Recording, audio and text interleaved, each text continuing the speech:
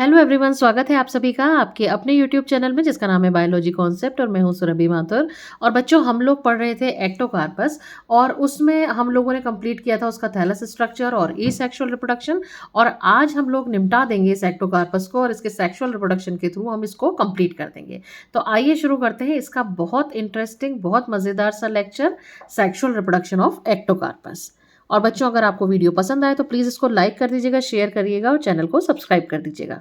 अब देखो, sexual reproduction की जब बात करते हैं हम लोग एक्टोकार्पस में, तो वैसे सेक्सुअल रिप्रोडक्शन एल्गी में हमें 3 तरह का सेक्सुअल रिप्रोडक्शन देखने को मिलता है। एक होता है आइसोगैमस, दूसरा होता है एनाइसोगैमस और तीसरा होता है ओओगैमस टाइप का। अब जब हम एक्टोकार्पस की बात करते हैं तो एक्टोकार्पस में हमें जो मोस्ट ऑफ द स्पीशीज में रिप्रोडक्शन देखने को मिलता है सेक्सुअल रिप्रोडक्शन, वो होता है एनाइसोगैमस। अब ये एनाइसोगैमस रिप्रोडक्शन 2 तरह का होता है, या आप कह सकते हैं जो एनाइसोगैमी है वो 2 तरह की होती है। एक होती है फिजियोलॉजिकल एनाइसोगैमी और दूसरी होती है मॉर्फोलॉजिकल एनाइसोगैमी। मॉर्फोलॉजिकल एनाइसोगैमी का मतलब होता है कि इसमें जो 2 गैमेट होंगे वो मॉर्फोलॉजिकली, यानी आप यहाँ देखिए, एक गैमेट मैंने बड़ा बनाया है, एक छोटा बनाया है, एक इस तरीके का गैमेट बना दिया, एक इस तरीके का गैमेट बना दिया। तो यानी मॉर्फोलॉजिकली क्या होते हैं, डिफरेंट होते हैं एक दूसरे से। तो हम कहते हैं कि ये एनाइसोगैमी कैसी है, मॉर्फोलॉजिकल। लेकिन अगर मैं 2 गैमेट बिल्कुल एक से बनाऊं, मान लीजिए एक गैमेट एक सा और ये दूसरा गैमेट भी बिल्कुल एक सा, तो यानी दोनों गैमेट क्या है, मॉर्फोलॉजिकली तो सिमिलर है लेकिन फिजियोलॉजिकली डिफरेंट है। फिजियोलॉजिकली डिफरेंट का मतलब क्या हुआ कि एक तो हुआ प्लस स्ट्रेन का, एक हुआ माइनस स्ट्रेन का। या आप कह सकते हैं इसको दूसरी लैंग्वेज में कि एक हुआ मेल गैमेट और एक हुआ फीमेल गैमेट। तो इस तरह की जो एनाइसोगैमी होती है उसको हम कहते हैं फिजियोलॉजिकल एनाइसोगैमी।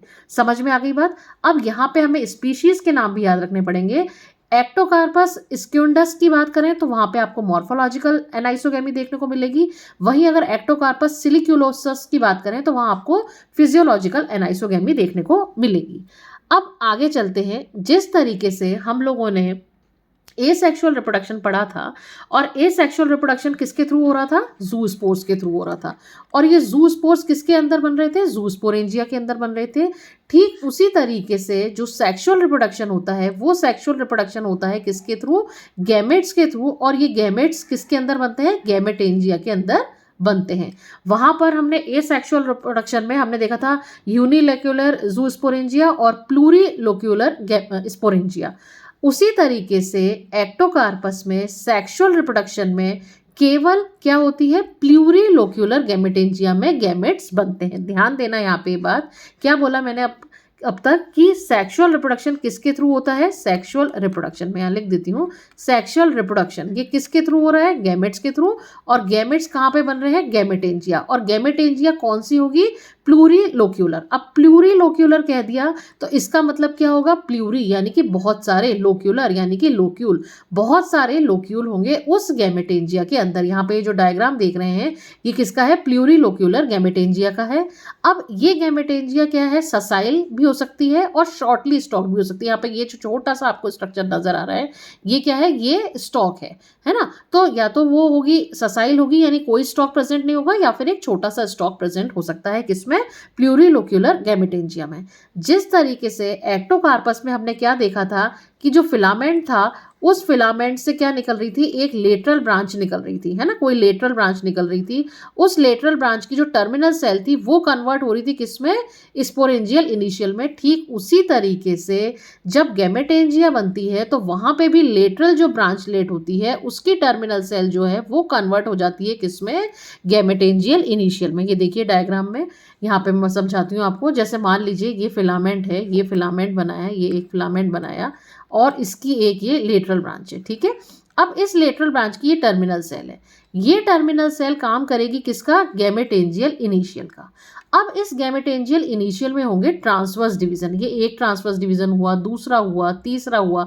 कब तक होंगे, जब तक कि मिनिमम 6 और मैक्सिमम 12 सेल्स का फॉर्मेशन नहीं हो जाता।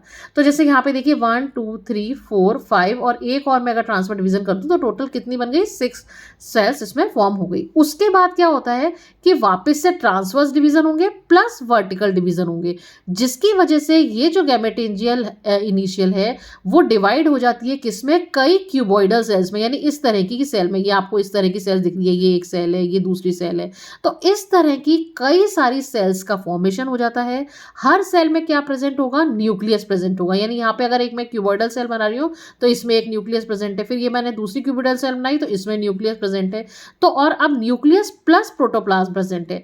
तो जो हर क्यूबॉइडल सेल है, हर जो यूनिन्यूक्लिएट सेल है, वो ट्रांसफॉर्म हो जाएगी किसमें, एक बाइफ्लैजिलेटेड पायरिफॉर्म गैमेट में।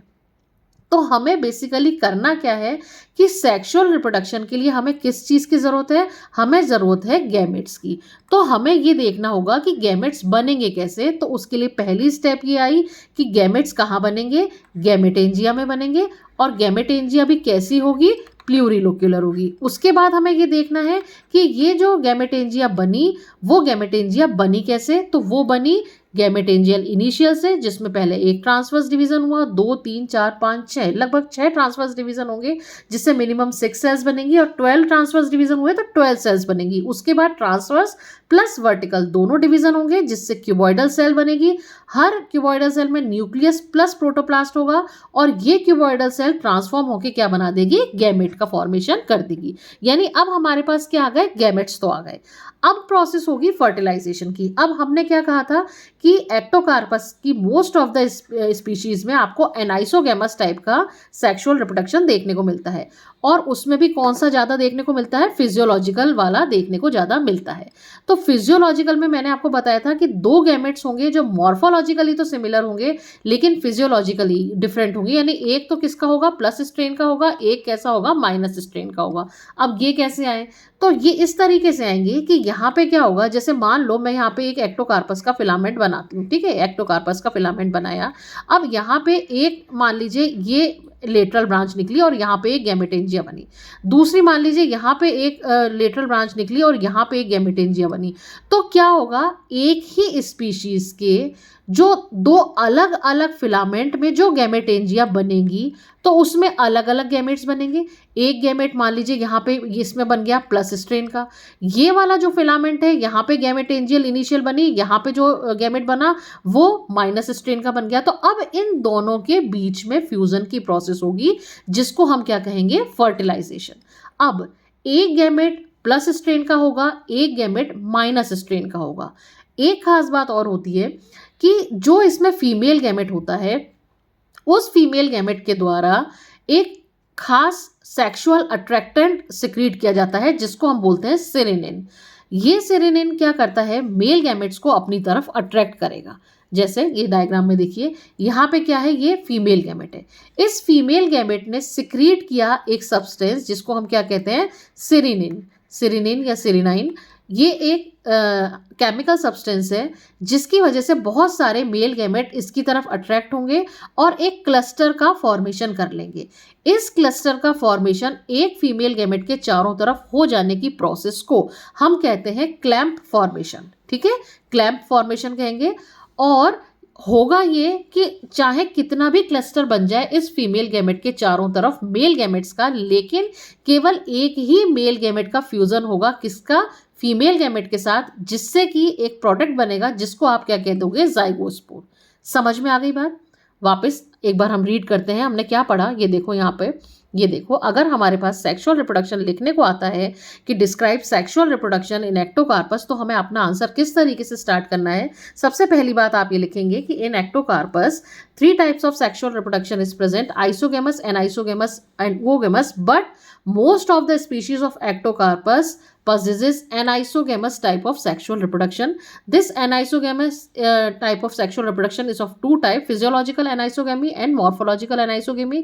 In case of morphological anisogamy, the 2 gametes are morphologically dissimilar, and in physiological anisogamy they are morphological similar but physiologically they are dissimilar. It means one of the gamete will be of plus strain and another one be of minus strain. You can say that one is male gamete and another one is female gamete. उसके बाद आप example देंगे, उसके बाद आप next point पर आएंगे कि gametes are formed in gametangia, in ectocarpus plurilocular gametangia is present which is sessile और शॉर्टली स्टॉक्ड, और यहाँ पर ये डायग्राम जरूर से बनाएंगे। उसके बाद आप ये पूरा फ्लो चार्ट बताएंगे कि किस तरीके से गैमेट्स बने। फिर आप आएंगे फर्टिलाइजेशन के पॉइंट पर, जिसमें आप ये बताएंगे कि एक्टोकार्पस में जो स्पीशीज है उसके कोई दो डिफरेंट फिलामेंट जो होंगे, दो अलग अलग फिलामेंट्स के गैमेट्स के बीच में फ्यूजन होगा, और इसमें फीमेल गैमेट जो होगा वो एक केमिकल सिक्रीट करेगा जिसको सेरेनाइन कहेंगे। यहाँ पर से 1 मार्क्स का क्वेश्चन पूछा जाता है, और ये सेरेनाइन अट्रैक्ट करेगा बहुत सारे मेल गैमेट्स को जो इकट्ठे हो जाएंगे फीमेल गैमेट के चारों तरफ, और जिससे कि एक क्लस्टर का फॉर्मेशन हो जाएगा जिसको हम बोलेंगे क्लम्प फॉर्मेशन। और फिर उसके बाद एक ही मेल गैमेट का फ्यूजन होगा, चाहे कितने भी मेल गैमेट इकट्ठे हो जाएं, लेकिन फ्यूजन केवल एक मेल गैमेट का होगा फीमेल गैमेट के साथ, और जिसके रिजल्टेंट जो प्रोडक्ट बनेगा उसको हम कहेंगे जाइगोस्पोर। अब ये जाइगोस्पोर कैसा होगा? डिप्लॉयड होगा। ये थोड़े दिन बाद जर्मिनेट करेगा और एक डिप्लॉयड थैलस बना लेगा। तो उस डिप्लॉयड थैलस में दो तरह की स्पोरेंजिया आपको मिलेंगी, यूनिलोक्यूलर और प्लूरिलोक्यूलर टाइप की स्पोरेंजिया आपको मिलेंगी। तो इस तरीके से एक्टोकार्पस में सेक्सुअल रिप्रोडक्शन कंप्लीट होता है। होपफुली आपको ये समझ में आ गया होगा। अगर कहीं पे भी डाउट आता है तो आप मुझे कमेंट करके पूछ सकते हैं। और अब बात आ जाती है कुछ क्वेश्चंस को करने की। कितना भी आप थ्योरी पढ़ लीजिए, लेकिन जब तक आप क्वेश्चंस नहीं करते तब तक बात बनती नहीं है।